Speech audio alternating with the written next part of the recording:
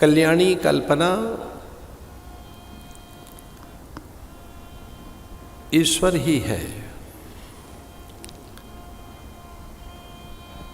जब कभी व्यक्ति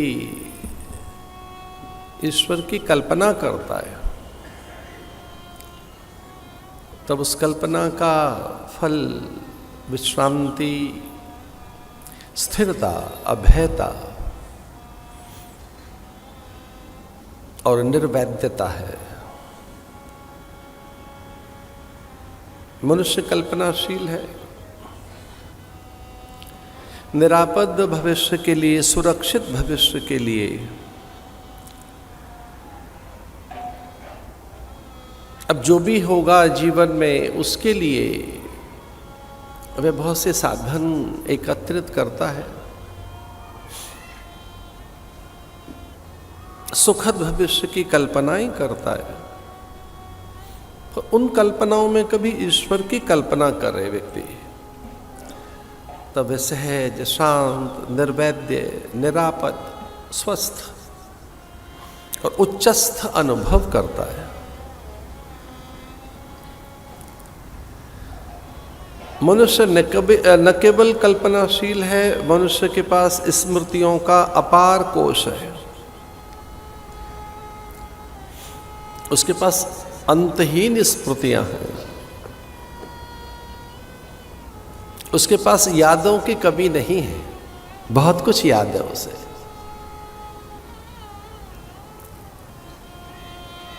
तो जब वह स्मृतियों में लौटता है, बीत गए काल में, भूतकाल में, अतीत में, तब उसे जो कुछ अच्छा सा अनुभव होता है, जिससे वह गौरवान्वित अनुभव करता है,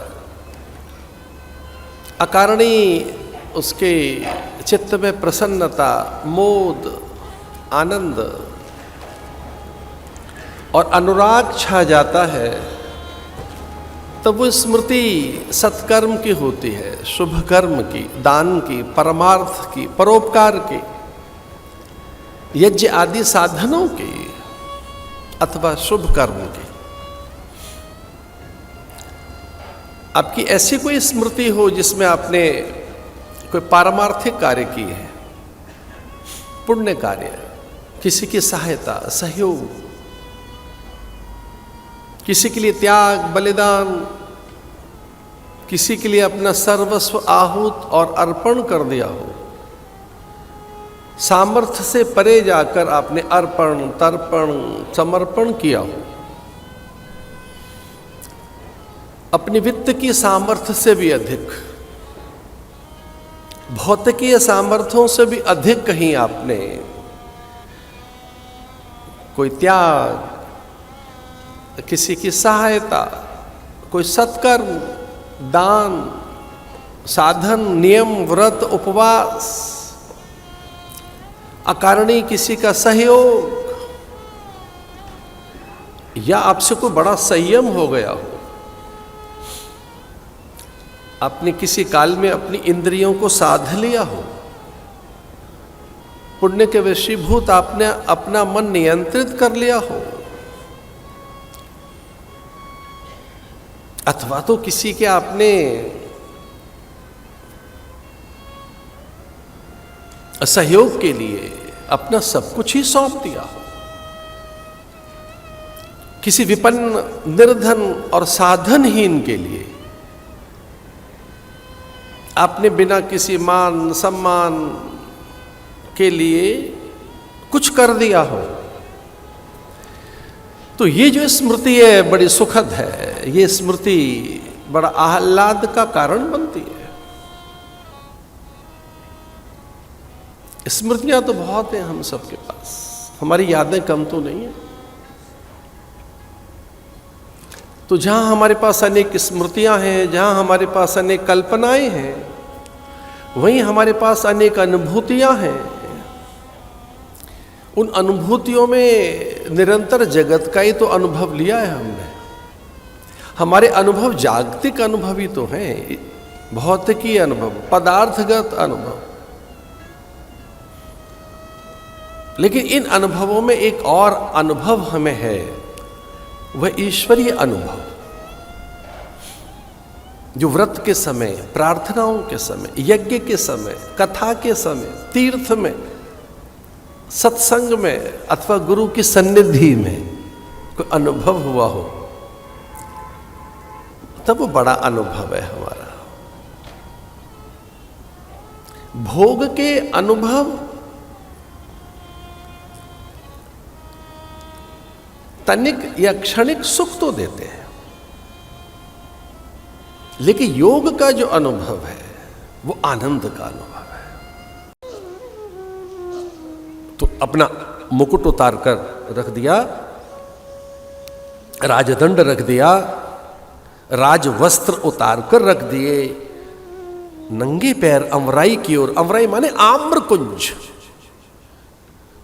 बड़े नगरों के सीमाओं पर ही झील, जलाशय, सरित, सरोवर, कूप, बापी, बावड़ियां, सुंदर सुंदर धर्मशालाएं, मठ, छोटे छोटे आश्रम, कुटियाएं ऐसा होती थी।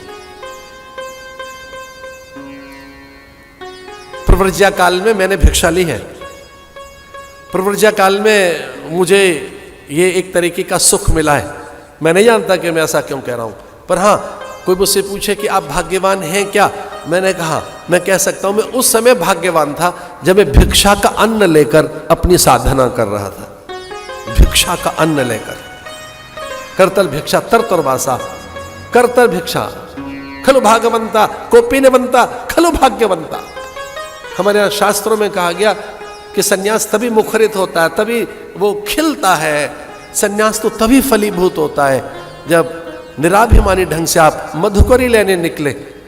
तो फिर वो मैंने गोवर्धन चुना था उस बात के लिए। सूर सरोवर, जहाँ सूरदास जी 75 वर्ष रहे, जिस कुटिया में मुझे लगा भिक्षाई लेकर रहनी है तो सूरदास की कुटिया में रहेंगे, ब्रज में, गोवर्धन गिरिराज जी की तलहटी में। गए तो थे कुछ दिन का अनुष्ठान करने, ब्रजवासियों ने हमारा अनुष्ठान ही भंग कर दिया। कुछ महीने ही तो भिक्षा मांगी होगी, पीछे पड़ गए।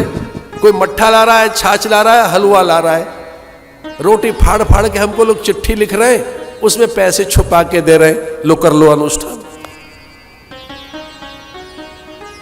एक दो बार रोटी फाड़ कर देखी, उसमें चिट्ठी लिखी हुई है, पैसे रखे हुए, रुपए रखे हुए। चिट्ठी में लिखा हुआ था एक में कि वहीं ले आए करेंगे, यहां मत आइए।